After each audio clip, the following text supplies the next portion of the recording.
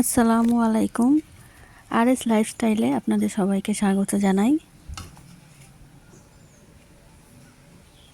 আজকে ভিডিওর টাইটেল থেকেই বুঝতে পেরে গেছে যে আজকে আমি কি রান্না শেয়ার করব। তো এই যে বাজার থেকে একটা ইলিশ মাছ নিয়ে এসছে, তো সেই ইলিশ মাছটাকেই আমি আজকে রান্না করব। তো প্রথমে আমি ইলিশ মাছটাকে কেটে নিচ্ছি। কেটে নিয়ে ভালো করে ধুয়ে নিয়ে চলে আসবো। আমি ছাদে মাছটাকে কাটতে গেছি।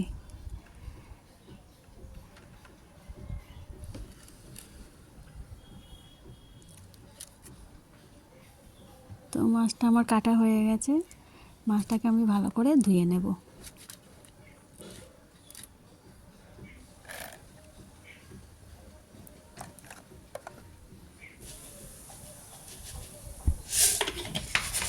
তো আমার মাছটা ধুয়ে নিয়ে আমি চলে এসেছি রান্নাঘরে। এরপর আমি সর্ষে, দু রকম সর্ষে, পোস্ত আর কাঁচা লঙ্কা দিয়ে আমি একটা পেস্ট বানিয়ে নেব। আর ইলিশ মাছ সর্ষে পোস্ত দিয়ে হবে না এমন কোনো কথা নেই, খেতে একটা দারুণ টেস্টি লাগে। তো আমার মশলাটা আমি বেটে নিচ্ছি, আর তার সঙ্গে শুকনো লঙ্কাও আমি দিয়ে দিলাম।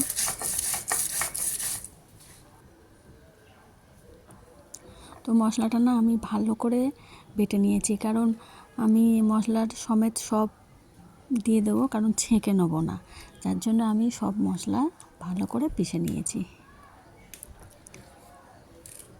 এই আমার মশলা বাটা হয়ে গেছে। আর এই যে শিল ধোয়ার যে পানিটা আমি নিয়ে নিলাম। এদিকে আমার মশলা বাটা সব কমপ্লিট। তো এবার আমি রান্নার প্রসেসে যাব। তো এইভাবে আমি রান্না করি, খেতে খুব টেস্টি লাগে, আপনারাও করে দেখবেন।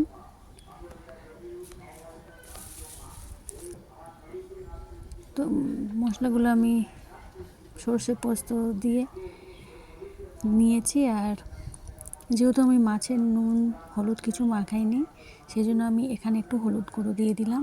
আর নুন তো আমি পোস্ত সর্ষে বাটার সময় দিয়েছিলাম, সেই জন্য আমি আর দিলাম না। আর একটু সর্ষের তেল দিয়ে দিলাম, দিয়ে ভালো করে এটাকে মাখিয়ে নেব।